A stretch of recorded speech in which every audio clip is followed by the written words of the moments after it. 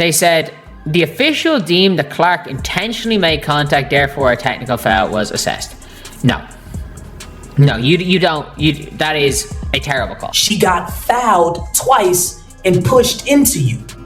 If you would have called one of the fouls, this wouldn't have been an issue. But because you are so piss poor at your job, you don't call anything. Now you're forced to, now you're talking, oh, she ran into me with her forearm. It was, what? Call the first 2 fouls, man. She didn't say anything to you. She didn't mean to run into you. She clearly got bumped into you. ESPN called up Adam Silver themselves. Like, Adam, you out your fucking mind with this dumbass referee suspending CC? Are you out your dumb mind with this foolish referee suspending CC? For a moment, Caitlin Clark's season took a stunning turn when the league announced she was suspended, only to reverse that decision soon after. Between those two developments is what looks like a striking example of WNBA officiating that may have judged her well before this particular whistle was blown. This wasn't a routine fine, a temporary benching, or even a private warning after the final buzzer. Clark was actually suspended and removed from a game against the New York Liberty, a matchup that carried major importance for Indiana. Yet almost as quickly as the punishment appeared, it vanished once the league had to seriously review its own decision and reconsider what it had done. Can we talk about the Caitlin Clark play where she gets off balance and she goes into the referee? The referee takes a good 2 seconds and says, you know what, I'm going to hit her with a technical foul. I legitimately think, and the WNBA has since rescinded this would have been her 8th technical foul, she would have missed the next game. I think what I see right there on the screen is the single worst call in the history of basketball. I have never seen anything like it. Yeah, it's brutal. And you know what's funny? They have now, and again, people are digging up the old clips of that ref actually getting like pushed and bodied and not calling up. And then you got Monica McNutt on that other network being like, I don't know, maybe it was the right call because I saw someone bump into a coach one time. It's crazy. That call was insane. They did rescind it, which is actually shocking. There was another Caitlin technical where she was mad at herself for missing a shot and she like hit the stanchion and she got a T for that as well. So listen, the league is out of control. It's off the rails, and I can't stop watching. I've been preaching now for years that this league is the most passionate. They hate each other, the infighting, the dating, the cultural, the politics. In a league in the NBA where people like LeBron's do pally pals with everybody and everyone's kumbaya and no one really cares. A reversal this dramatic usually points to something far more serious than a simple judgment call. Decisions like this change when the original ruling becomes impossible to justify after someone with actual authority reviews the footage closely. That immediately brings back the question surrounding Clark throughout the season. If the call looked so clearly wrong once reviewed, how was it made at all? And why does Caitlin's name keep appearing whenever these controversial moments unfold? She got fouled. She got bumped into the They think, what is that? What is that? First of all, you idiotic ref who probably should be collecting trash on Tuesdays and Thursdays or whichever day your trash men pick up your trash from your curb. First of all, if you would have called the first foul or the second foul, because she got bumped twice on that drive, which sent her into the baseline, which forced her to run into you. If you would have called one of the first 2 fouls, she would have never ran into. The sequence that triggered everything begins with Clark racing toward a loose ball at full speed. After getting bumped off her path, she fights to stay in bounds, but her momentum simply doesn't disappear on command. She makes contact with an official, not because she deliberately moved toward one, but because there was nowhere else for her momentum to carry her. Slow the footage down, replay it twice, or view it from another angle, and the explanation remains unchanged. This isn't misconduct. It's momentum, the most ordinary and unavoidable part of basketball that happens countless times throughout a season without drawing much attention. Yet somehow, when Clark was involved, that routine collision became technical foul number 8 and triggered an automatic 1-game suspension. We handled that business, and Caitlin Clark had an 8 technical foul rescinded. Won't be suspended Tuesday. Yeah, and the ref that did that mess, knowing that shouldn't even been happening. Yeah, let's go and get up out of here. I don't know if referees get licensed or what they get, but let's revoke them, because at this point, all conspiracy theorists and people that say certain things look to be correct, because it's no way any human being with a brain in you don't even gotta be the smartest, just at least have a brain in your head, know that shouldn't have been a technical. So they either look like you against her or they look like you're gambling. What makes this situation genuinely alarming isn't simply that a foul was called, because officials get decisions wrong in every sport. The bigger concern is who the call involved and how rapidly the league embraced the harshest possible interpretation of an incident that looked accidental to any reasonable observer. There was no shove, no deliberate shoulder driven into the official, and no intentional attempt to make contact. There was simply a player moving at full speed, off balance, with nowhere else to go, followed by a whistle that somehow treated natural momentum as proof of intent. I'll see you on Tuesday and I'll be playing, is absolutely crazy, but she's right. I mean, and I said in my live, I'm like, it's going to be rescinded. I'm pretty confident it's going to be rescinded. But Caitlin Clark called that shot. She said, I'll see you on Tuesday. Because, of course, Holly asked her about it right after the game. She's like, yeah, it was unintentional contact. I didn't even say anything to her. I said nothing. What stands out even more is how calmly Clark responded after being suspended for contact she never intended to make. There was no shouting, no heated confrontation, and no dramatic reaction toward anyone involved. Instead, she explained afterward that there was no intent, nothing was said between her and the official, and she had already reviewed the footage herself before anyone questioned her about it. After watching the play, she still saw nothing that deserved a suspension. That level of composure says plenty. Rather than reacting emotionally, Clark appeared to have learned through months of similar situations that expecting the benefit of the doubt from these officials is becoming increasingly unrealistic because it rarely seems to come her way. She makes contact after kind of like stumbling a little bit, throwing the ball in, and she makes contact with the ref. The ref assesses Caitlin Clark with a technical, which some would be like, okay, not the biggest of deals. Maybe, go back and try to argue, whatever. But it was number 8, which makes number 8 be the one that will suspend her for the next game. Caitlin told Holly, rather confidently, I'll see you on Tuesday. That was the fastest rescinded technical I've ever seen. Oh, I went to It was like an hour after. It was like technical, and then as soon as I was like technical rescinded right underneath, I was like, yeah, I think they got it right too. I don't think that there was any intention. Listen, I'm on her side on this one. What makes Clark's response so striking is how little visible frustration she showed after receiving a suspension she believed was undeserved. Most players would react with at least some anger, but Clark sounded almost resigned, as though she already understood how this familiar pattern usually unfolds and had decided the footage could speak louder than an argument officials were unlikely to hear anyway. When asked whether she intentionally sought out the official, she made it clear she did not even know the official was there in that moment, and said the contact was incidental.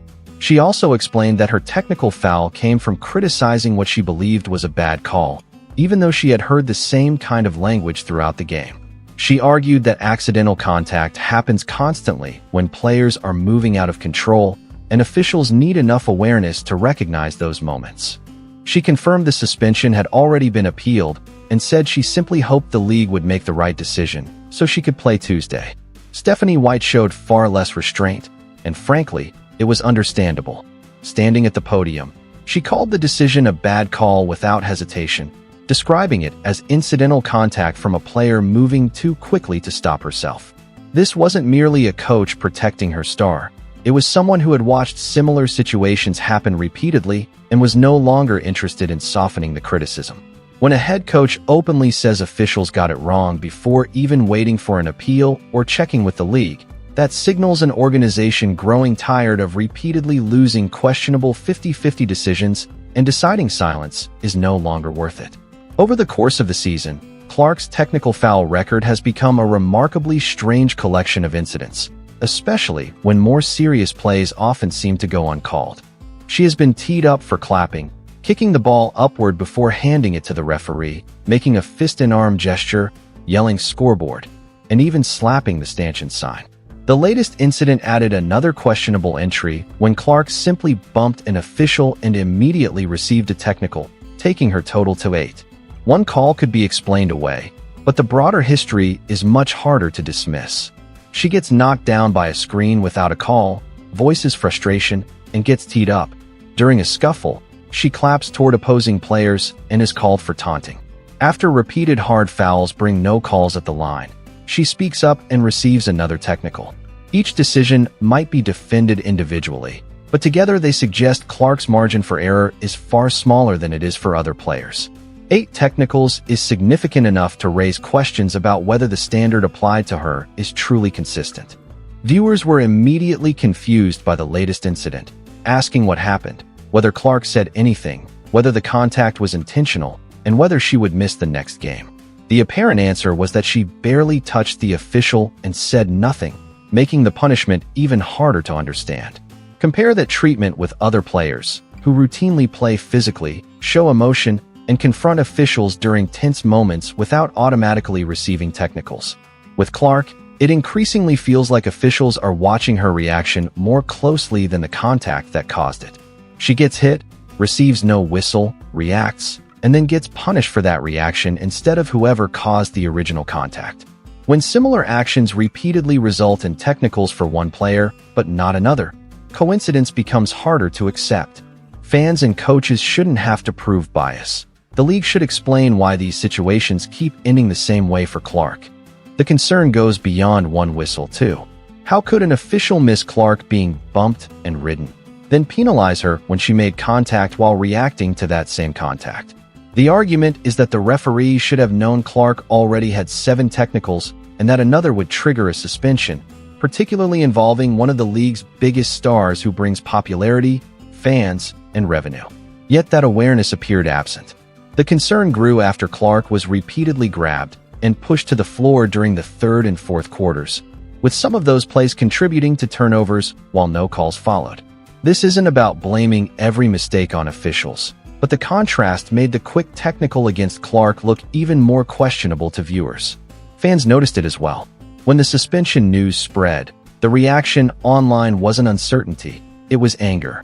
People were watching a player receive a major consequence after contact that appeared accidental, while other physical situations seemed to receive far less attention, making this decision especially difficult for many viewers to simply accept. This wasn't some forgotten judgment call during a meaningless blowout. It involved the league's biggest star being removed from a major remaining matchup because of contact that looked accidental to nearly everyone watching outside the officiating crew. When viewers from countless angles, without professional or financial stakes, reach the same conclusion, it becomes harder to dismiss their reaction as noise. And here's where the situation becomes even more troubling. This doesn't look like one official simply having a bad night. It reflects a pattern that has developed throughout the season, with technical after technical involving Clark, while the WNBA has repeatedly allowed the situation to continue. A fair review shouldn't require a public uproar and formal appeal every time. Clark's coach shouldn't have to criticize officials publicly before the league takes another serious look at the footage. Most importantly, it shouldn't feel predictable enough that fans can watch Clark get hit, see her react, and already know who will receive the whistle before it arrives. One questionable call in one game could easily be dismissed as human error. But when similar incidents keep happening around the same player throughout an entire season, and the league only seems willing to correct them after the backlash becomes impossible to ignore, the issue becomes much bigger than one technical foul.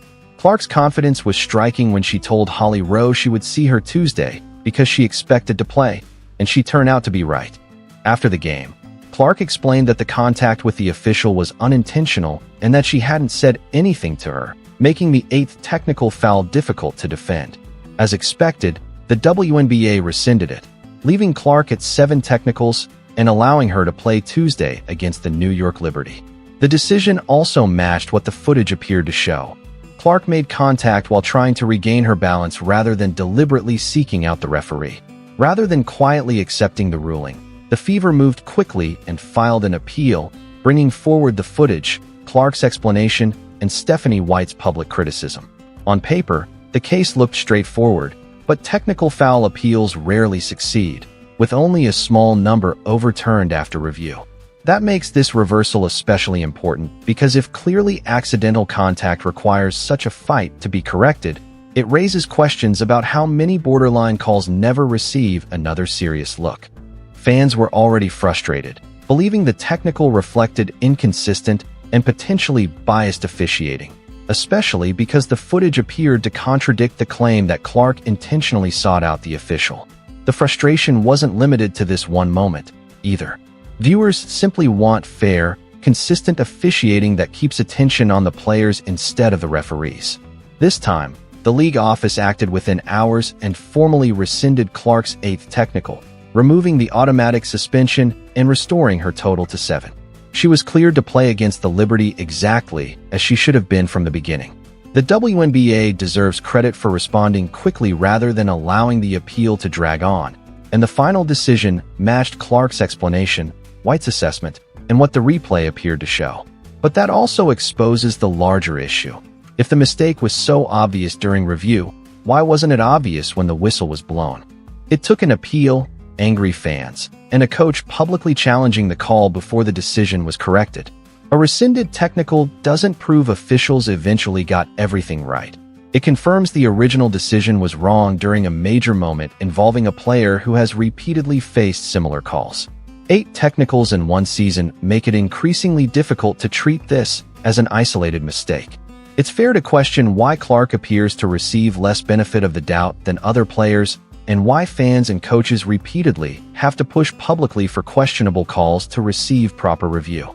That responsibility belongs to the WNBA, not Indiana, which shouldn't have to keep appealing similar decisions every time they happen. There's also a broader cost because these controversies repeatedly pull attention away from basketball itself. Instead of discussing Clark's assists or Indiana's matchup against the Liberty, another news cycle becomes focused on officiating. The fallout affects everyone: the league, the player, and fans who simply want competitive basketball without wondering whether the next whistle will decide the game or create another controversy.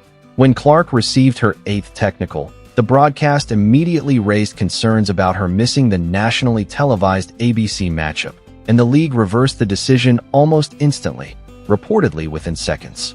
That reaction reflected how significant the Liberty game was, with the national audience, attention, and money surrounding it. Thankfully, Clark avoided suspension and was available for one of Indiana's biggest remaining games. She stepped onto the court against the Liberty where she belonged, focused on running the offense and letting her performance speak instead of allowing an unjustified whistle to define the night. That mattered for Clark and for a Fever team needing every possible advantage against a legitimate contender.